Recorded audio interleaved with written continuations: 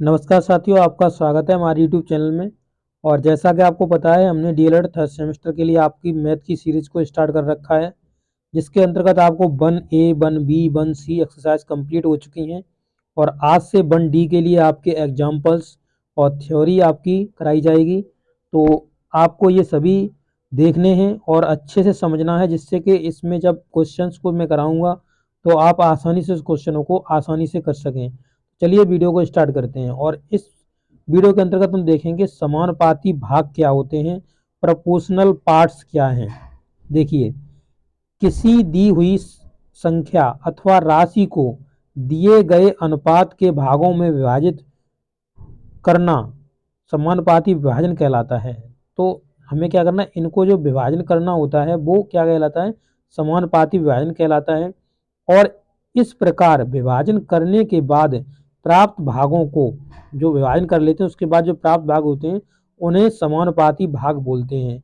यानी कोई राशि दी हुई है और लोगों में विभक्त करनी है, बांटनी है, तो उसके लिए ये प्रयोग में लिया जाता है। देखिए इस तरीके से एग्जाम्पल देखिए, जैसे 90 रुपये को 4:5 के अनुपात में विभाजित कीजिए।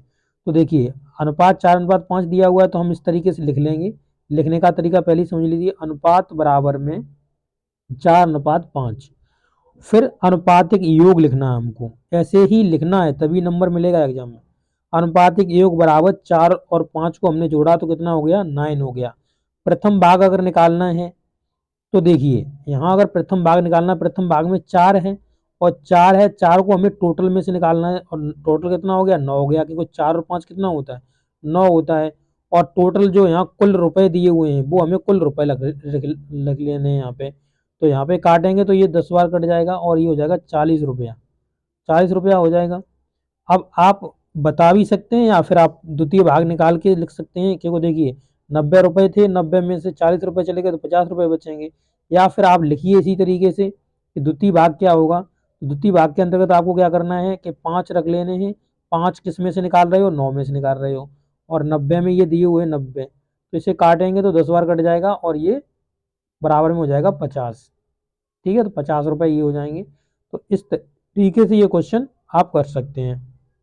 उदाहरण नंबर 2 देखिए। देखिए उदाहरण नंबर 2 में क्या कहा हुआ है, कहा हुआ है कि एक वृत्त की परिधि और व्यास, वृत्त की एक परिधि और व्यास क्रम से 3 मीटर और 352 सेंटीमीटर। ये क्या है, ये भाई परिधि है टोटल। और जो इसका व्यास दिया हुआ है वो आपको 112 सेंटीमीटर दिया हुआ है। दोनों में अनुपात क्या होगा, तो दोनों का हमें क्या निकालना है, अनुपात निकालना है। अभी एक चीज यहाँ पे आप देख रहे होंगे कि यहाँ पर सेम यूनिट नहीं दी हुई है, एक सेंटीमीटर में दिया है, एक मीटर में दिया है। तो आप इसे सेंटीमीटर में कन्वर्ट कर लीजिए। देखिए वृत्त की परिधि बराबर में 3 मीटर और 52 सेंटीमीटर है, तो 1 मीटर में 100 सेंटीमीटर होता है। 100 का हमने मल्टीप्लाई कर दिया इसमें और प्लस में 52 जोड़ दिया, तो कितना हो जाएगा, 352 सेंटीमीटर। 352 सेंटीमीटर तो इसकी परिधि हो जाएगी वृत्त की। इस तरीके से वृत्त बनता है।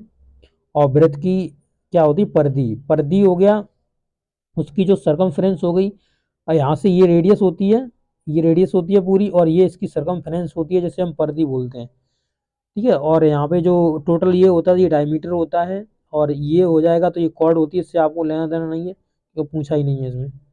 ठीक है, तो इस तरीके से आप देख सकते हैं इसकी 352 सेंटीमीटर इसकी परिधि निकल जाएगी।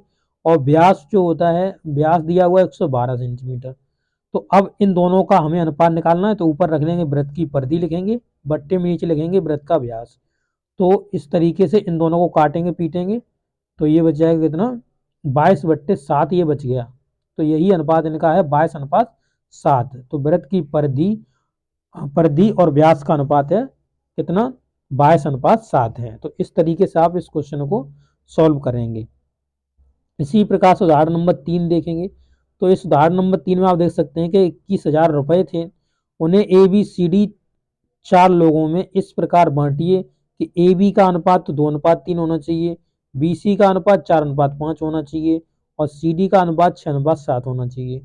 तो इसमें आप देखेंगे कुछ चीज़ें डबल डबल आ रखी हैं। देखिए C डबल बार आ चुका है, और यहाँ पर आप देखेंगे C डबल बार आ चुका है, B डबल बार आ चुका है। तो इनका हमें एक ही अनुपात बनाना है। अब एक ही अनुपात किस तरीके से बनाओगे, तो देखिए यहाँ पे ये जैसे आपको दिख रहा होगा कि इन्होंने ए बी सी डी इस तरीके से लिख लिया अनुपात, ये लिखा हुआ जैसे इसमें जैसे दिया हुआ था कि ए अनुपात बी कितना तो 2:3 था, इसका 2:3 रख दिया। इसी प्रकार से देखेंगे तो बी और सी कितना अनुपात था तो 4:5 था तो वो रख दिया। इसके बाद देखेंगे सी और डी का अनुपात कितना था तो सी और डी का अनुपात रख दिया 6:7 रख दिया। यहाँ पर मैं लिख के आपको बता दे रहा हूँ, देखिए ए बी सी और डी। तो यहाँ पे देखिए ए अनुपात बी यानी 2:3 दिया तो 2:3 रख लिया। उसके बाद बी सी का अनुपात दिया 4:5 तो 4:5 रख लिया। सी डी का दिया था 6:7 तो 6:7 रख लिया। अब देखिए जिसके सामने पद खाली है तो उसे पीछे वाले से भर दो, 3 से भर दिया, फिर इसे हमने 3 से भर दिया, यानी पीछे वाले से आगे वालों को भर लेते हैं। इसे देखिए भरेंगे तो ये 6 से भर जाएगा और फिर ये 6 से भर जाएगा। इनका जो खाली पोर्शन है ये इसका खाली पोर्शन, इसे 4 से भर लीजिए। तो इस तरीके से अब इन तीनों का अनुपात आपको निकालना है, भरना हम आपको सिखा दिया। इस तरीके से आप इनका आसानी से निकाल सकते हैं। तो देखिए वही इन्होंने किया हुआ है और जब आप करेंगे तो आपका यहाँ पे रेशियो निकल जाएगा। देखिए यहाँ पे इन्होंने रेशियो निकाल लिया है, रेशियो आ गया, ये देखिए आपका ये रेशियो हो गया आपका। तो 16:16 ए का हो गया, 24 हो गया आपका बी का, 30 हो गया सी का, 35 हो गया डी का। और अनुपातिक योग निकालेंगे आप चारों का। अनुपातिक योग जो होगा यहाँ पे देख सकते हैं ये अनुपात आ गया। इसके बाद चारों का अनुपातिक योग ये 105 आ गया। अब ए का भाग निकालना है तो ए का भाग निकालना, ए का अनुपात कितना बना 16 बना, 16 अनुपात बना, कितने में से बना 105 में से, यानी अनुपातिक योग लिखोगे। इस तरीके से ये फॉर्मूला लिखना है एग्जाम में, ठीक है, ये फॉर्मूला एग्जाम में लिखना है। इनटू में कुल राशि, तो कुल राशि कितनी दी हुई तो उसकी यहाँ कुल राशि रख लीजिए, वो 21,000 दी हुई है, यानी 16/105 और इंटू में 21,000, 21,000 दी हुई है। तो अब काट लीजिए, 21 से काट लीजिए, 21 एकन 21, ठीक है, और 21 पंजे 105, फिर इसे 5 से काटेंगे तो ये 2 बार यानी 200 बार कट जाएगा। और 200 का इसमें मल्टीपल कर देंगे, 16 दूनी 32 यानी 3200 आ जाएगी।